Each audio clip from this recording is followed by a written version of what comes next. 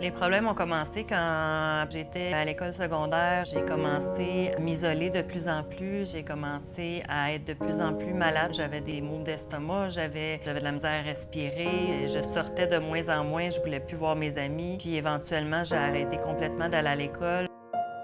Quand j'ai arrêté l'école, à quelques reprises, ma mère a dû appeler l'ambulance parce que là, j'avais de la misère à respirer. Je pensais que j'étais en train de mourir. Donc, j'ai été hospitalisée pendant 1 an et demi en psychiatrie à Montréal. À l'hôpital, ça a été mieux. J'ai eu de l'aide. Moi, je suis quelqu'un qui vit mon stress de façon très physique. Donc, les symptômes, des maux d'estomac, des brûlures d'estomac, une sensation de boule dans la gorge. J'ai eu des problèmes d'eczéma, des problèmes d'urticaire. Ça varie d'un bobo à l'autre, finalement.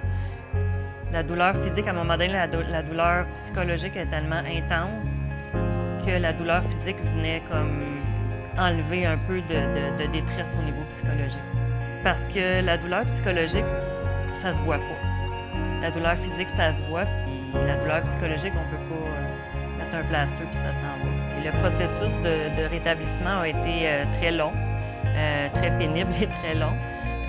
C'est vraiment des petits pas à chaque jour. Ça a commencé juste de sortir de ma chambre, de sortir dehors, d'aller jusqu'au coin de la rue, d'aller reprendre l'autobus, puis d'être accompagnée là-dedans. C'est ça, la stigmatisation, dans le fond, c'est que les gens vont dire « elle est paresseuse ». C'est comme si c'est tout le temps de ma faute. Puis tu sais, tu as la culpabilité qui vient avec ça.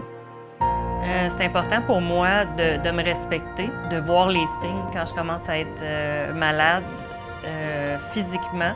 C'est souvent relié parce que mon taux de stress est trop élevé. Puis il faut que je m'en occupe parce que ça va juste empirer si je m'en occupe pas. Fait que c'est de prendre le temps d'arrêter, de me reposer. Pour moi, c'est super important de m'impliquer au niveau de la santé mentale dans la communauté parce que je sais qu'est-ce que c'est. J'ai vécu, je sais que j'ai beaucoup de choses que je peux partager qui vont aider d'autres personnes à passer à travers des problématiques en santé mentale. J'ai fait de la ligne d'écoute au départ, puis ensuite j'ai animé des groupes d'entraide. C'est là que j'ai découvert quelque chose de fabuleux, là, le pouvoir que les groupes d'entraide peuvent avoir. C'est des personnes dans la vie. Moi, ce qui m'a aidée, c'est qu'il y a des personnes en cours de route que tu rencontres, que ce soit des éducateurs, que ce soit des infirmières, que ce soit des personnes qui vivent des problématiques. Il y a des gens qui vont te donner quelque chose de plus, qui vont reconnaître qui tu es, qui vont regarder tes forces, qui vont arrêter de regarder c'est quoi tes difficultés, puis c'est quoi